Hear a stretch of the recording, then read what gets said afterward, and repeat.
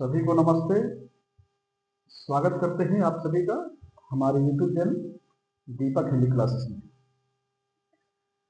आज के इस वीडियो में झारखंड जेट यूजीसी में सहित तमाम राज्यों में आयोजित होने वाले असिस्टेंट प्रोफेसर की जो पात्रता परीक्षा आयोजित की जाती है, जिसमें पीएचडी एंट्रांस भी है। इसके अलावा सेट की जो परीक्षा आयोजित की जाती है, जहां असिस्टेंट प्रोफेसर बनने के लिए एंट्रांस दिया जाता है, उन सभी परीक्षाओं के लिए महत्वपूर्ण है। या जहां भी लोक विकास और पर्यावरण का सिलेबस में लगा हुआ एक टॉपिक है, सभी के लिए महत्वपूर्ण है। यहां से 5 प्रश्न बनते हैं परीक्षाओं में, और इस वीडियो में सारे महत्वपूर्ण प्रश्न दिए गए हैं, वैसे प्रश्न जो परीक्षा के दृष्टिकोण से अत्यंत महत्वपूर्ण है।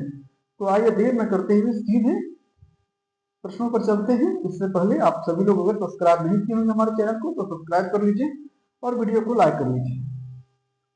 प्रथम प्रश्न है, मिलेनियम डेवलपमेंट गोल्ड एमडीजीएस की समयावधि क्या थी? विकल्प है 2015 से 2030, 2000 ईस्वी से 2015 ईस्वी, या 1990 से 2005 ईस्वी, या 1995 से 2010 ईस्वी। सही विकल्प का चुनाव करना है। सही विकल्प हो जाएगा विकल्प नंबर बी, 2000 से 2015 ईस्वी। नेक्स्ट, सतत विकास लक्ष्यों एसडीजीएस में कुल कितने लक्ष्य शामिल है? विकल्प 8, 10, 17 या 21। सही विकल्प क्या होगा? विकल्प नंबर सी, सतत विकास लक्ष्यों में कुल 17 लक्ष्य शामिल है। नेक्स्ट प्रश्न, निम्नलिखित में से कौन सा एसडीजी सतत विकास लक्ष्य सीधे जलवायु कार्रवाई से संबंधित है? विकल्प एसडीजी 7, एसडीजी 11, एसडीजी 13, एसडीजी 15। और 7 में है सस्ती और स्वच्छ ऊर्जा, 11 में टिकाऊ शहर और समुदाय, नेक्स्ट जलवायु कार्रवाई या भूमि पर जीवन। सही विकल्प क्या होगा? विकल्प नंबर सी, जलवायु कार्रवाई। नेक्स्ट, ध्वनि प्रदूषण को मापने के लिए किस इकाई का प्रयोग किया जाता है? विकल्प है जूल, डेसिबल, ओम या पास्कल। सभी जानते होंगे इस प्रश्न का उत्तर। सही विकल्प क्या हो जाएगा? विकल्प नंबर बी, डेसिबल। नेक्स्ट प्रश्न, बायोलॉजिकल ऑक्सीजन डिमांड बीओडी किस प्रदूषण को मापने के लिए एक मानक मापदंड है? पुनः प्रश्न को पढ़ा जाए। बायोलॉजिकल ऑक्सीजन डिमांड किस प्रदूषण के मापने के लिए एक मानक मापदंड है? विकल्प है वायु प्रदूषण, जल प्रदूषण, ध्वनि प्रदूषण या मृदा प्रदूषण। सही विकल्प क्या हो जाएगा? विकल्प नंबर बी, जल प्रदूषण। नेक्स्ट, निम्नलिखित में से कौन सा वायु प्रदूषण मानव रक्त में ऑक्सीजन ले जाने की क्षमता को कम करता है? निम्नलिखित में से कौन सा वायु प्रदूषण है जो मानव रक्त में ऑक्सीजन ले जाने की क्षमता को कम करता है? विकल्प है ओजोन, कार्बन डाइऑक्साइड या नाइट्रोजन ऑक्साइड या सल्फर डाइऑक्साइड। सही विकल्प क्या होगा? विकल्प नंबर बी, कार्बन मोनोऑक्साइड जो है वही वायु प्रदूषण और मानव रक्त में ऑक्सीजन को ले जाने की क्षमता को कम करता है। नेक्स्ट प्रश्न VVI प्रश्न है, अम्लीय वर्षा में मुख्य रूप से कौन से प्रदूषक शामिल होते हैं? अम्लीय वर्षा में मुख्य रूप से कौन से प्रदूषक शामिल होते हैं? विकल्प CO और CO2, SO, मीथेन और ओजोन, या अमोनिया और CFCS। सही विकल्प क्या हो जाएगा? विकल्प नंबर बी, SO। विकल्प नंबर बी, SO। थोड़ा सा विकल्प यहां प्रिंट में मिस्टेक है, SO की जगह पे SO2 होगा।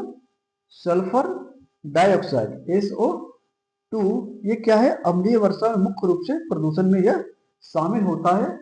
Sulphur dioxide SO2।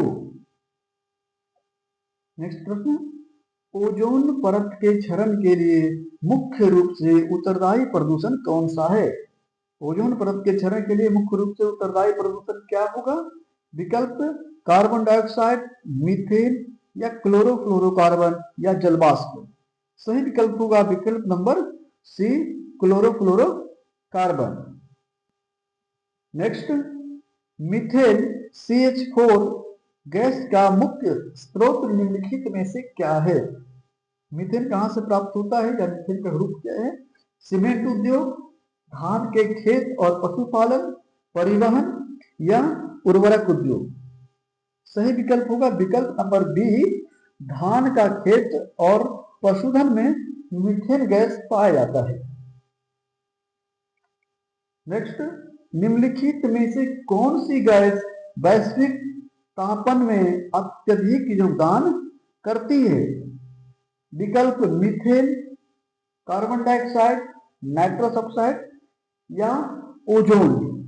सही विकल्प क्या होगा? विकल्प number B, carbon dioxide CO2। Next है, ऊर्जा का पिरामिड हमेशा कैसा होता है? सीधा, उल्टा या दोनों साइड, सीधा और उल्टा या अनियमित।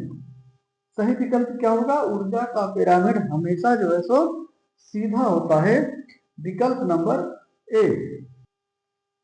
नेक्स्ट, निम्नलिखित में से कौन सा ठोस अपशिष्ट प्रबंधन का सबसे पसंदीदा पदानुक्रम है? विकल्प लैंडफिलिंग, पुनर्चक्रण, अपशिष्ट से ऊर्जा या अपशिष्ट में कमी। सही विकल्प क्या होगा? सही विकल्प हो जाएगा विकल्प नंबर डी, अपशिष्ट में कमी, विकल्प नंबर डी। नेक्स्ट प्रश्न, ये भी आया प्रश्न है, भारत में राष्ट्रीय आपदा प्रबंधन प्राधिकरण का प्रमुख कौन होता है? कई बार परीक्षाओं में पूछा गया प्रश्न है। विकल्प है राष्ट्रपति, गृह मंत्री, प्रधानमंत्री या पर्यावरण मंत्री। तो ये जो प्राधिकरण है, राष्ट्रीय आपदा प्रबंधन प्राधिकरण, इसको डायरेक्ट प्रधानमंत्री हैंडल करते हैं। तो विकल्प हो जाएगा विकल्प नंबर सी, प्रधानमंत्री, विकल्प नंबर सी, प्रधानमंत्री। तो आप सभी देख सकते हैं इसको।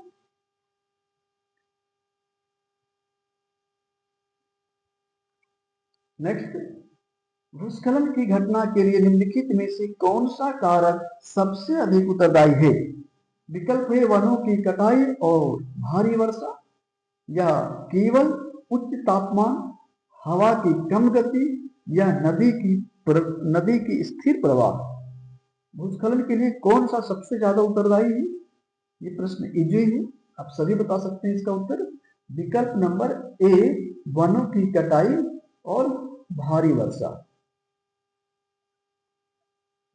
नेक्स्ट, मैंग्रोव वन किस प्रकार के प्राकृतिक खतरों से तटीय क्षेत्रों की रक्षा करने में महत्वपूर्ण भूमिका निभाते हैं? विकल्प सूखा, भूकंप, चक्रवात और सुनामी या रेगिस्तान। सही विकल्प होगा विकल्प नंबर सी, चक्रवात और सुनामी। नेक्स्ट, निम्नलिखित में से कौन सा नवीकरणीय ऊर्जा स्रोत नहीं है? नवीकरणीय क्या होता है? इसका उपयोग हम लोग बार बार कर सकते हैं। तो विकल्प है भूतापीय ऊर्जा, प्राकृतिक गैस, बायोगैस या ज्वारीय ऊर्जा। इसमें कौन नहीं है ये बताना है, बाकी तीन तो होगा, कौन नहीं है उसका बताना है। तो विकल्प हो जाएगा विकल्प नंबर बी, प्राकृतिक गैस। इसका उपयोग हम लोग बार बार नहीं कर सकते हैं। नेक्स्ट, भारत में ऊर्जा का सबसे बड़ा स्रोत कौन सा है? किसके लिए सबसे अधिक उपयोग किया जाने वाला? तो भारत में ऊर्जा का सबसे बड़ा स्रोत कौन सा है? सौर ऊर्जा, पवन ऊर्जा, तापीय ऊर्जा या जल विद्युत ऊर्जा। सही विकल्प क्या होगा? विकल्प नंबर सी, तापीय ऊर्जा। तो ये तापीय ऊर्जा क्या है?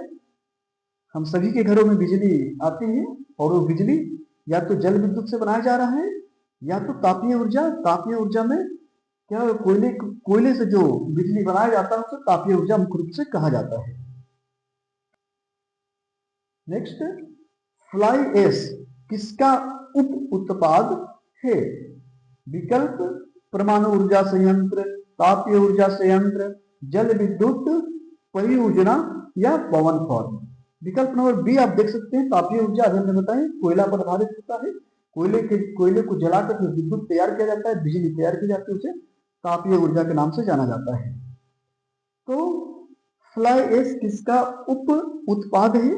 ये भी हो जाएगा विकल्प नंबर बी, तापीय ऊर्जा संयंत्र कोयला आधारित होता है।